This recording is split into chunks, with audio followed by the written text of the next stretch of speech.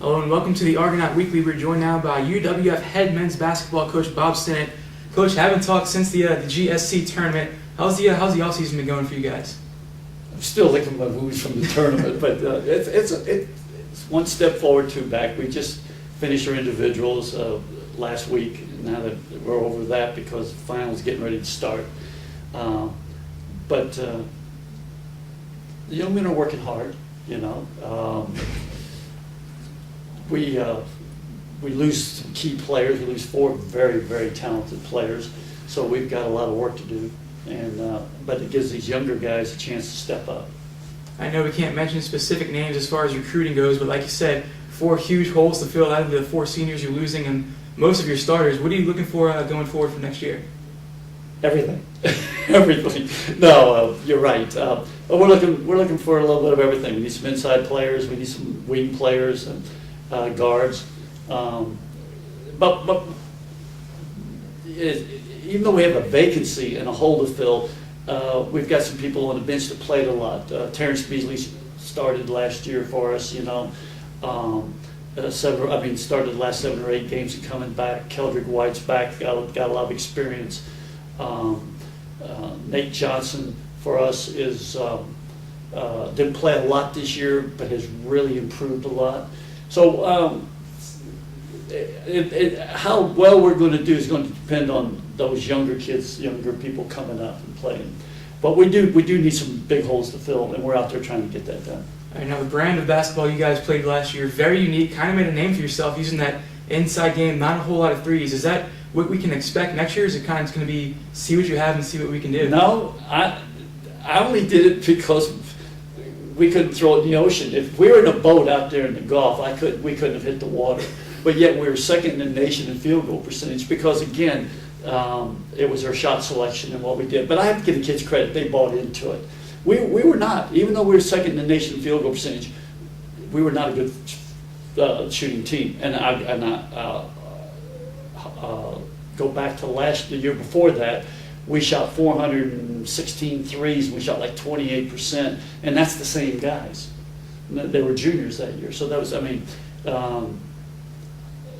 our guys had a tendency, I don't know if everybody's like this, but our guys had a tendency when the shot clock was winding down, rather than make something happen, they bailed out and took the long jump shot. And I didn't want that. And my intent last year was not to shoot threes. It was just not to shoot threes during October the 15th until our first scrimmage. And then we had our first scrimmage. I said, no, we're not going to shoot any threes. And I could just see this developing. And that's how we kind of fell into it. But when we got into it, I had every intention of letting them shoot threes during the year. And it's kind of ironic, in the tournament against Huntsville, Marquise Mathis hits a 3 to tie it and misses a wide open 3 we went from inside out when Wisman got the rebound and kicked it out to Marquise, and he was right in front of our bench. And that shot was right on line. It was the same shot he hit to tie the game, and it just missed. And I thought, how ironic if we could have hit that and then we'd beaten Huntsville, won that game. We had tied it and won it on threes, and we never shot them all year. But no, I don't. If we've got better shooters, then I need to adapt and let them shoot.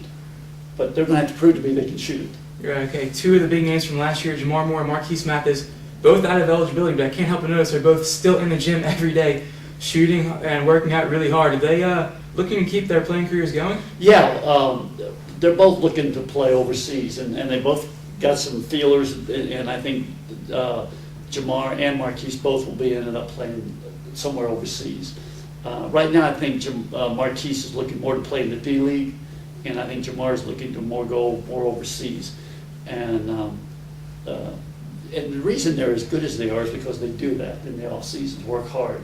And the biggest pleasure I've had the 3 years I've been here was watching Marquise. Marquise was the very first person I ever signed, and we redshirted him his first year.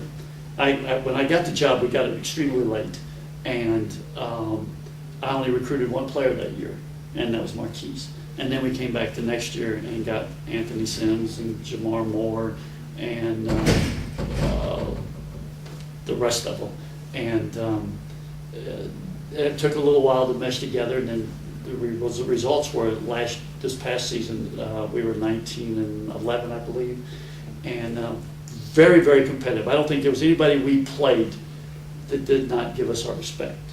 Now, my first year here, we did not have respect. I mean, people, I don't think, respected us because we had to do the best with what we had. We just got to sustain that and carry that over to next year, this coming next season too. And the Argos will continue their off-season training, and to keep up with the latest in UWF men's basketball, be sure to check out GoArgos.com.